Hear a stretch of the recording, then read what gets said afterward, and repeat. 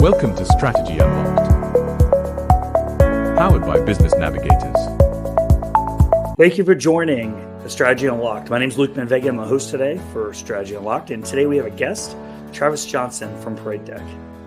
Travis, thank you for being here today. Would you mind taking a second and sharing with our audience a little bit about you? Yeah, sure thing, Luke. I'm a podcast director over at Parade Deck. I've got 6 years experience in podcasting. We've taken a number of shows up to the top 10. My first show hit number 4 in the U.S. within 3 months of launching. And we've got about 1,300 shows over at Parade Deck, having a good time doing it. We've also got 10 published books and a college course and 2 universities for actually how to podcast. Wow, Travis, that's amazing. You have a lot to share with our audience, and I hope today's just a start of that. I hope we'll bring you back again another time as well. So in your podcasting, can you talk about what has made you successful and maybe some of the advice you share with veterans in helping navigating a business and or unlocking their strategy in their digital world? So there's a couple of ways to get involved in the podcast game. One is from the host side, which is what you're doing. And another is at the guest side from what I'm doing here. Both have their benefits. One is easier to get involved than the other one, but it's more labor intensive, surprisingly. There was a Celebrity Apprentice edition where they had to go out and earn a bunch of $50,000 over the weekend. And Arsenio Hall was part of the show, and he was a host back in the day in the 90s, the Arsenio Hall show. And he was the only one that didn't raise the money required over the weekend. And he made an offhanded comment. He's like, when I was a host, everyone answered my phone calls. So there's this benefit to being the host, to aggregating people, to pulling in these experts, building a network from the host point of view is huge, is amazing. It's a great way to build a funnel. It's a great way to help, expand your profile and become an expert in your industry. And then on the other side, being a guest, which is a little bit lower barrier to entry. You buy a microphone, you've got a good camera, and you show up and talk about who you are and what you do. It's a great way to get in front of 10, 15, even 50,000 people with every interview that you do. And you can't really find that in the real world. You can go weekend to weekend and try to speak in these arenas, but most rooms you get in front of are 50 to 150 people. Getting in front of 15,000 people, that's like going to an NBA arena and getting in front of all those people, but you have access to that as a guest that you can get on as many shows as you can handle in a given week. The legwork comes in is actually researching those shows, building relationships with the host, understanding how to provide value to their audience in order to actually get that booking. But there's a lot you can do in the podcasting game for sure. Travis, you've been quite a journey. And in that time, how many years do you think you've probably been, if you were to recall, you've been podcasting for? I started podcasting in 2019, so math in public puts me at 6 years. I actually started my first show in the Kingdom of Bahrain. If you're on the video, you can see it in my background here. I started a show called the Nonprofit Architect Podcast. I had been doing some nonprofit work in the States and was really looking for something productive to do when I was overseas. And I knew that if I didn't have something to do, that I would probably get myself into trouble. So I got talked into starting a podcast. We brought in all sorts of guests, nonprofit experts, business experts, people that could really help grow a nonprofit. And we hit number 4 in the U.S. within 3 months of launching, which was just absolutely amazing. We ended up top 10 in 10 countries, ended up on the podcast magazine. We were in the top veteran hosted shows. I think we were number 11, top 25 on FeedSpot. Eventually started the Veteran Podcast Awards. You can also see in the background here, really doing some good things, really helping people build and grow a better nonprofit. It's amazing. And in that journey, you've probably been given a lot of great opportunities. In that journey, you've taken some podcast shows, maybe just starting out, and you were able to grow them. Can you share with us, share with the audience an example of that? So I helped out my friend Richard Kaufman, who hosts the Vertical Momentum podcast. I know I wasn't his only mentor at that time, but we rebranded his show. My show had been doing, I think it was like 18,000 downloads, and his was at 6,000. The big difference between the two of us is he had been podcasting for 3 years, and I had essentially just started. And he reached out to me, even though he was already in the game, very, very humble. It speaks to his character. He was like, "Hey man, how are you doing this? And what is it that you're doing to do this?" And I walked through what I was doing, and he was like, "Maybe you should put this in a book." And I ended up doing just that. But we took his show from 6,000 downloads to 600,000 downloads in 10 months, and now he's right at or just over 3 million downloads. He's a top 0.5 or 0.1% podcaster right now. He's graduated on bigger and better guests. His show is doing amazing work, and I love Richard to death.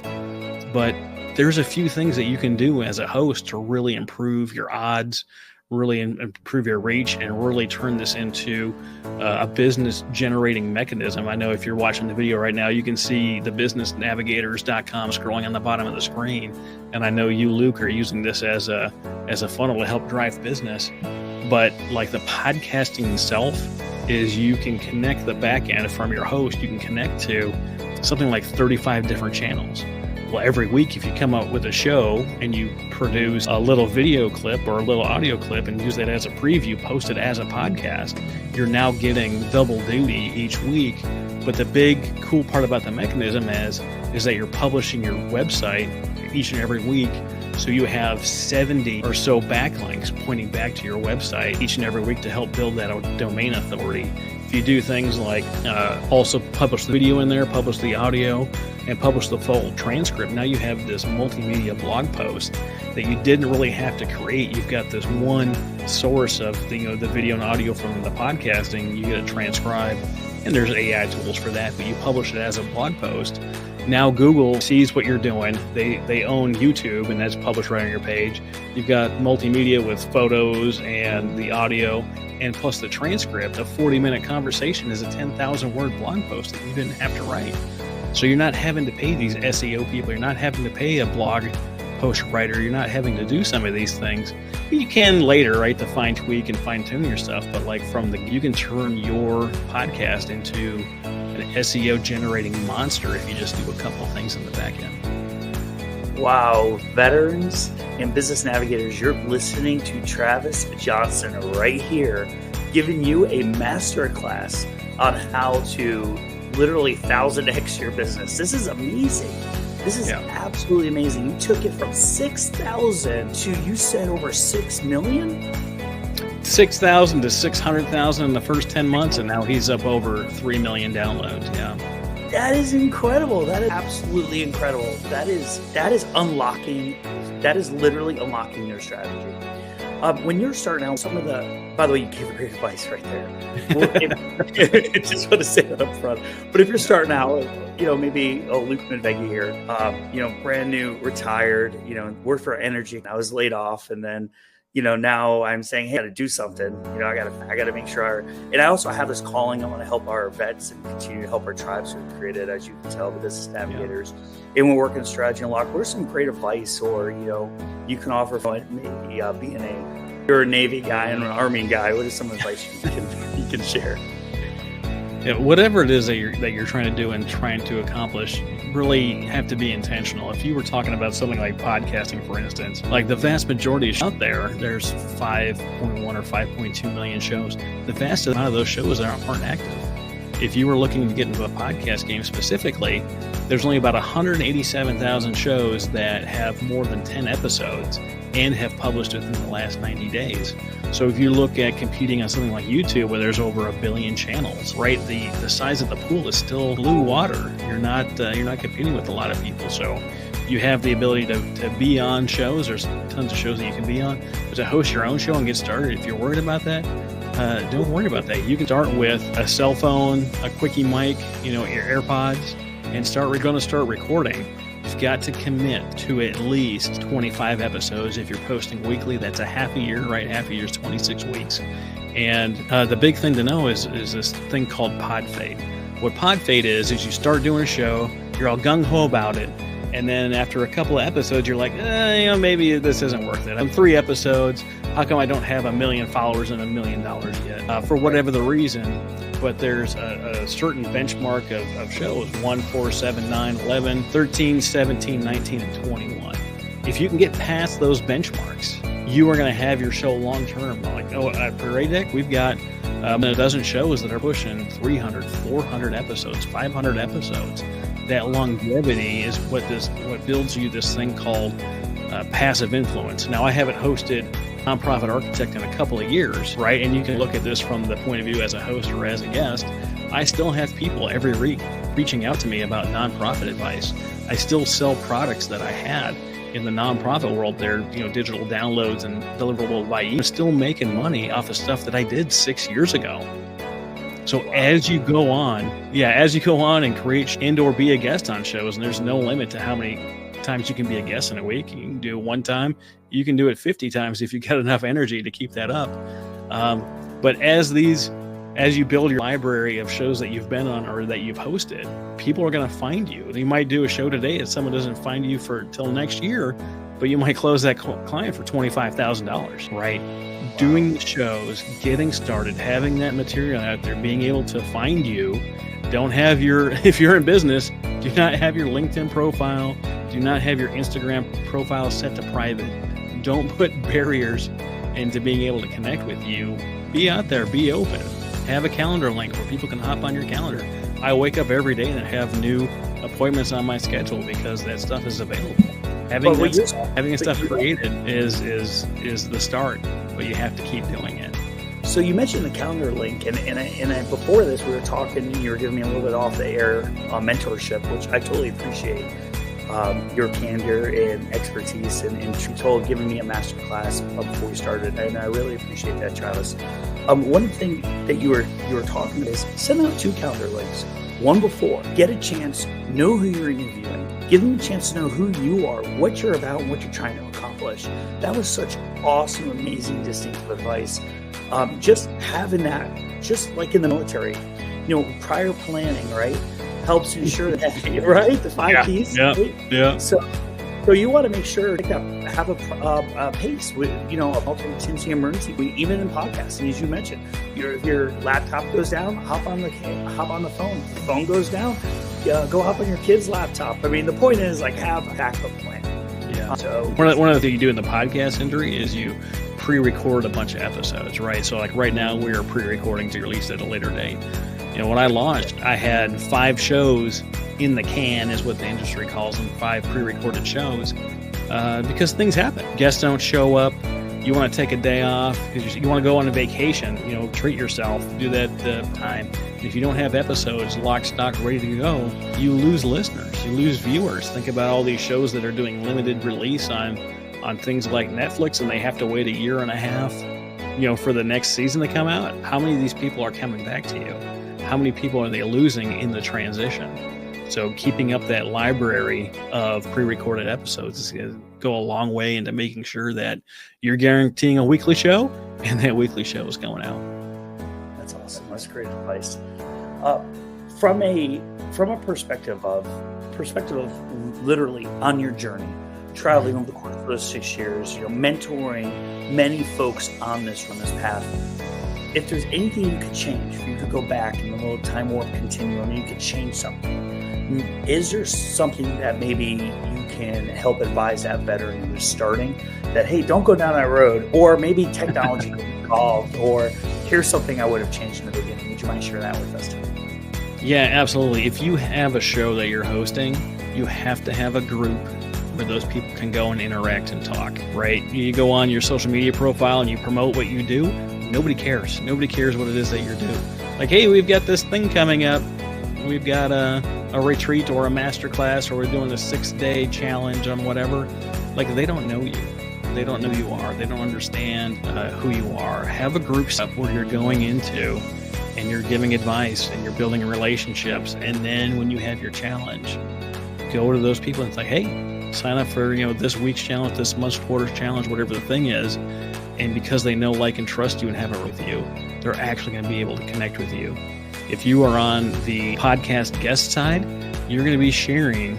You have the unique opportunity to share something that you can't share in a sales call. You would share about yourself, about your personal journey, about what drives you. And it's a conversation you just don't have time for in most sales calls.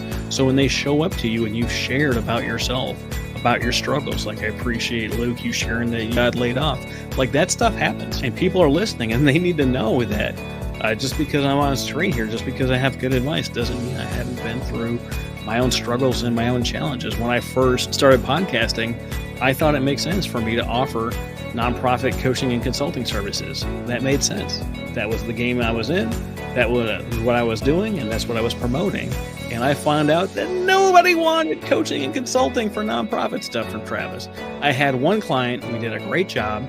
We took them from 0 to 75 grand in their first year, just a local nonprofit with one person. But by and large, they didn't want that. And I went out to a mentor. You've got to have mentors, right? You've got to have these mentors to bounce stuff off of because you can't do it all yourself. I asked him, I was like, am I just supposed to hang it up? Am I done with this? I don't understand what's happening. And he asked me a question that really, changed the trajectory of what I'm doing. He's like, well, what does your audience want? And it turned out the overwhelming response was they wanted to know how to do podcasting better. And that's one of the things. Right after that, I ended up working with Richard and, helping him get his show in Stratosphere. I had the advice. He put in the hard work and made it happen, but he was willing to listen. That turned into the first book, that turned into the college courses, turned into the coaching and mentoring, it turned into the back-end production service, it turned into the podcast guesting services, my public speaking career. All of that came from that coaching question is, what does your audience actually want? You can't figure out what it is they want unless you talk to them and have a relationship with them. Well said. Well said. Travis, so your role, moving on with your role in that, how do you see a vision or is there a timeline would you mind sharing with us or the audience so they can kind of maybe understand where you are and what you're going to do and what the next year has in store for them? Yeah, Luke. First off, Parade Day is the number one place to find military and veteran-related content. We've got over 1,300 shows. We've got influencers. We've got all people. Just a great cast overall. We've got some things building. Something that we do now is we've got ParadeDeck.com and we've got Parade Deck TV on the app where you can find all the live streaming shows and content that you need. We're releasing the Android app here in a few months. We're getting ready to announce this year's Veteran Podcast Awards, and we actually have a few Parade Deck experiences where you can go live, get on stage, and what we got here on the list. We've got the VFW National Conference, August 9th through the 13th. Military Influencer Conference, September 21st to the 24th, and we've got MCon, October 23rd to the 26th, where we're going to be live. You can meet me in person, shake hands, take pictures, and then if you do the right stuff, you can actually get on stage. You can host your podcast on stage. You can interview someone. You can be interviewed. All sorts of different ways to play with the deck. And then by the end of next year, we're hoping to have all of the little pieces that we've got out. We've got a community on Mighty Networks. We're hoping to get all that under one app and one umbrella. So we're a little bit easier to have this conversation in the future. We're really building towards distributing, promoting, and monetizing people's podcasts, with the monetized piece being our big push for this year. We want podcasters to get paid. Podcasting is a game that can take a lot of money. It takes a lot of time, energy, and effort, and we're really trying to make it easier. We've got, like right now with a Pro Plane, you can work and have access to Boomcaster. It's like StreamYard, very easy integrations, and I think the monthly Pro, like $75 if you go to Boomcaster directly, but it's only $50 a month if you come in through Parade Deck. So we've got some of those strategic partnerships set up. We've got a lot of things coming out of the pike, and we've got a lot of speaking, connecting, and networking opportunities. We're not just some company up on a hill. Like, the community is where we're at. Well, veterans, patriots, and fellow business navigators, you're to hear from Travis Johnson from Parade. Travis, thank you for being a great guest and giving us all a masterclass today on podcasting. I look forward to seeing you again in person and also in future episodes. Thank you for your time today. Thanks a lot, Luke. See you. Please like, follow, subscribe, and share. Need a top-notch business consulting firm? Book a free consultation.